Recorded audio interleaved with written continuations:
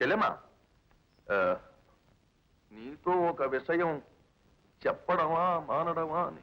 ఏమిటన్నయ్య అది? ఏముందమ్మా, మన దీప గురించి, ఆ రికార్డులు అమ్ముకునే కుర్రాడు బాబు గురించి నెల్లూరు నుంచి శ్రీకాకుళం దాకా చెప్పుకుంటున్నారు. నేను విన్నానన్నయ్య. ఆ అమ్మాయి కాస్త నచ్చజెప్పి కట్టుదిట్టంలో ఉంచకపోతే. పోనీ అన్నయ్య, నువ్వు వెళ్ళి వాళ్ళతో ఒకసారి మాట్లాడరాదు? అలాగే వెళ్తాను. ఏం మాట్లాడమంటావు?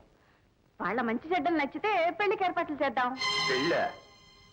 అవునన్నయ్య, ఈ కొడుకు ఫారెన్లో చదువుకున్నాడని దీపకి ఇష్టం లేదు.